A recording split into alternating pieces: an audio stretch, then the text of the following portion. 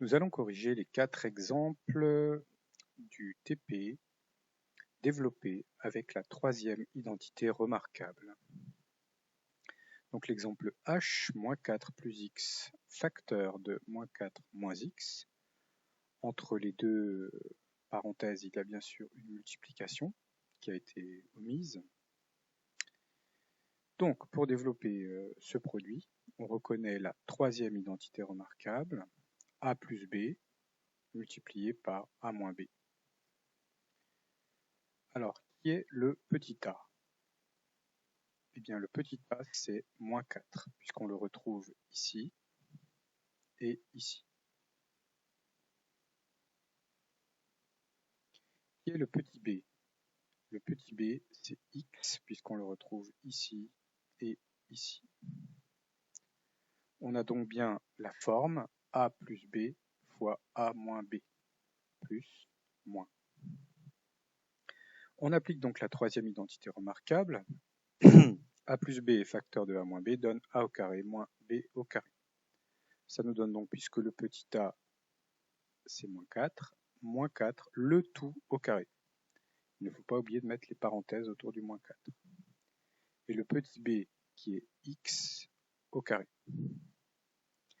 Alors remarquez qu'ici, ce moins est dans la parenthèse, et donc dans le carré, alors que ce moins n'est pas dans le deuxième carré, il est devant. Moins 4, le tout au carré, donne plus 16, puisque bien sûr le moins est dans le carré. Donc moins 4 fois moins 4, ça fait plus 16. Moins x au carré. Et donc notre résultat est 16 moins x au carré.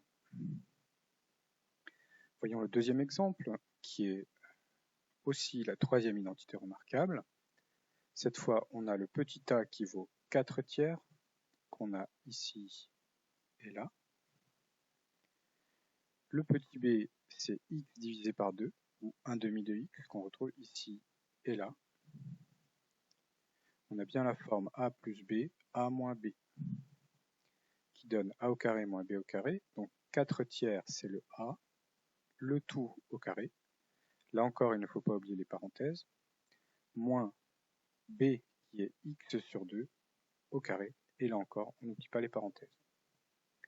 Pour simplifier ça, on va appliquer une règle sur les fractions qui nous dit que une fraction, c sur d, le tout au carré, donne c au carré divisé par d au carré. Autrement dit, il faut mettre au carré à la fois le numérateur et le dénominateur. On va l'appliquer pour la première fraction ici, avec a égale c égale 4 et d égale 3.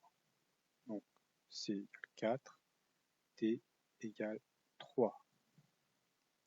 Ce qui nous donne donc 4 au carré sur 3 au carré. Pour la deuxième fraction, c'est la même chose, x sur 2, le tout au carré. On a donc x au carré divisé par 2 au carré. Ensuite, il n'y a plus qu'à calculer. 4 au carré nous donne 16. 3 au carré nous donne 9. X au carré, ben c'est x au carré. Et 2 au carré qui donne 4.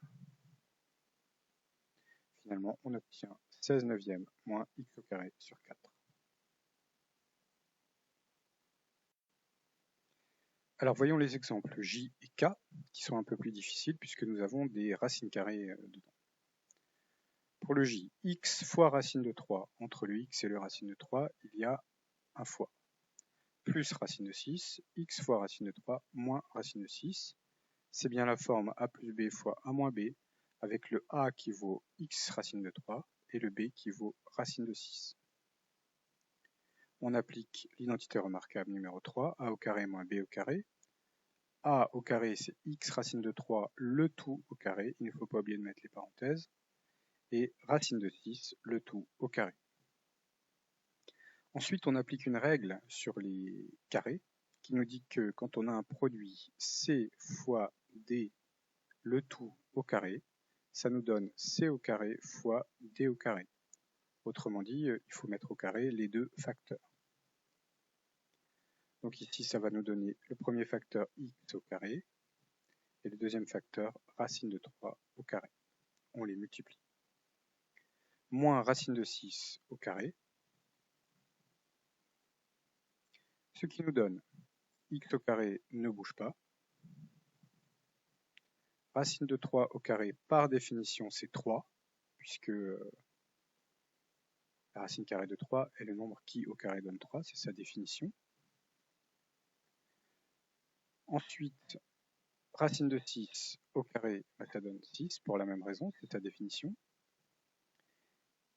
Et on va mettre ici le 3 qui est derrière le x au carré, il est multiplié, mais il est derrière. On va plutôt le mettre devant, comme ça on peut omettre d'écrire la multiplication pour obtenir 3x au carré moins 6. Pour le k, on a le même genre de choses. Le petit a, c'est x racine de 2, et le petit b, c'est 1 tiers. Donc a au carré moins b au carré, x racine de 2, le tout au carré, on n'oublie pas les parenthèses. 1 tiers, le tout au carré, on n'oublie pas les parenthèses. Ensuite, on applique la règle sur le carré d'un produit, c fois d au carré qui donne c au carré fois d au carré. Donc ici, le c, c'est x. Donc on obtient x au carré. Pardon. Et le d, c'est racine de 2. Racine de 2 au carré. Pour le 1 tiers, on applique la règle sur les fractions au carré. C sur d au carré, c'est c au carré sur d au carré. Donc on l'applique avec c égale 1 et d égale 3. Ça nous fait 1 au carré sur 3 au carré. Et ensuite on calcule. Donc x au carré n'a pas bougé.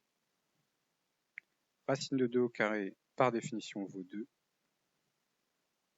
Ici on a une multiplication entre les deux que j'écris maintenant qu'on a un nombre entier. 1 au carré vaut 1 et pas 2. C'est une erreur classique. 3 au carré égale 9.